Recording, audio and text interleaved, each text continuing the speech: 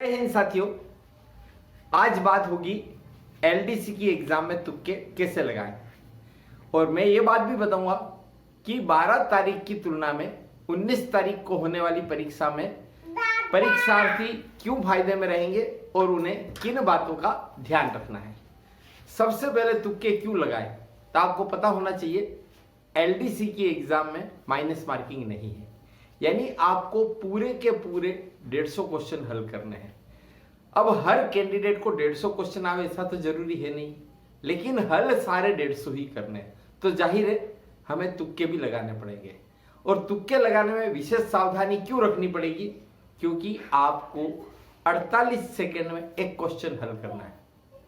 48 second में question भी पढ़ना है, ऑप्शन भी पढ़ने हैं, सही ऑप्शन के करीब भी पहुंचना है और उससे संबंधित सर्किल है उसको भी भरना है। समय कम है, ऐसे में तुक्के लगाने की सही टेक्निक आपको पता होना जरूरी है। तो सबसे पहले मैं आपको बता रहा हूं कि उन प्रश्नों को हल कर लीजिए जो प्रश्न आपको पता है।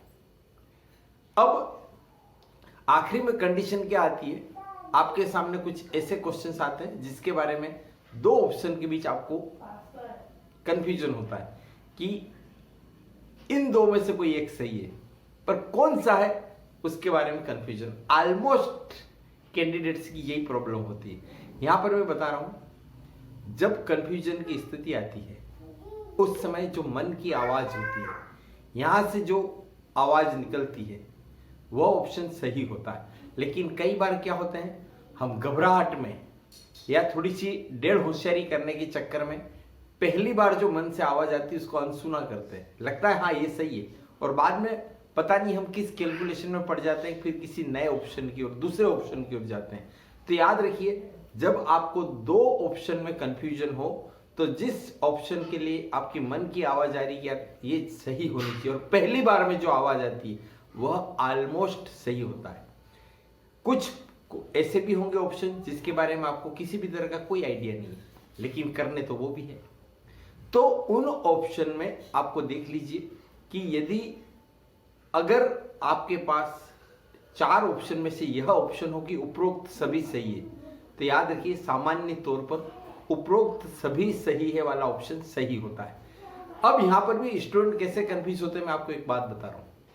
होता क्या है, पहला ऑप्शन ही आ जाता है उपरोक्त सभी सही है, या पहला कोई ऑप्शन है और दूसरा ऑप्शन आ जाता है उपरोक्त सभी सही है, और हम सोचते हैं कि ये जो उपरोक्त सभी सही है बात किसके लिए हो रही है, यह केवल ऊपर वाले के लिए हो रही है। ऐसा नहीं है, उपरोक्त सभी सही है वह बाकी तीनों ऑप्शन के लिए सही होती है। तो फिर आप कहोगे कि फिर ये लास्ट में क्यों नहीं आया, क्योंकि कंप्यूटर से जो रेंडमाइजेशन होता है ना, तो उस रेंडमाइजेशन में कई बार जो चौथे नंबर वाला ऑप्शन होता है वो दूसरे या तीसरे स्थान पर आ जाता है। तो यहां पर आप याद रखिए, जब भी उपरोक्त सभी सही है तो बचे हुए तीनों ऑप्शन के लिए होता है, भले उसका क्रमांक चौथे की बजाय कई बार तीसरे या दूसरे स्थान पर भी होता है। कुछ ऑप्शन ऐसे भी होंगे किसी क्वेश्चन में जिसमें एक ऑप्शन ये होगा जो सबसे लंबा वाला होगा। अगर आपको सही उत्तर पता है देन सही ही करना है। ये जो मैं बता रहा हूं वह केवल उसी स्थिति में करना है जब आपके पास सही उत्तर नहीं हो और आप अंदाज लगा रहे हो। तो जो ऑप्शन बड़ा होता है सामान्य तौर पर उसके सही होने के चांस भी ज्यादा होते हैं। कई बार किसी ऑप्शन में कुछ एक्स्ट्रा जानकारी दी होती, कोमा लगा करके या कोष्टक लगा करके, तो समझ जाना कि उस ऑप्शन के सही होने के चांस ज्यादा होते हैं। यहां पर मैं आपको बता दूं कि हिंदी और अंग्रेजी जब दोनों वर्जन में आपको कहीं कंफ्यूजन होता है ना, तो याद रखिए इंग्लिश वर्जन वह सही होता है। कई बार आपको क्या होता है, हिंदी में जो ऑप्शन दिया होता है वो हमारे रूटीन से बाहर होता है। अभी जैसे ये जो एग्जाम हुए थे सीईटी में, इसमें प्रत्यामल एक शब्द आया था। अब जाहिर है कि अगर आप हिंदी में अगर उसको पढ़े तो खबर ही नहीं पड़ेगी कि इसमें क्या दे रखा है, लेकिन अगर आप उसके इंग्लिश वर्जन देखें तो उसमें आया था एंटी एसिड, और हम सभी जानते हैं कि एंटी एसिड का मतलब क्या होता है कि जो एसिड के प्रभाव को खत्म करे। तो जिन्होंने इंग्लिश वर्जन पढ़ा है वो तो आराम से समझ गए होंगे कि ये जो प्रत्यमल दे रखा है यह एंटी एसिड के लिए पूछा गया है। तो जब भी आपको कंफ्यूजन हो तो आप उसको इंग्लिश वर्जन में जरूर देख लीजिए।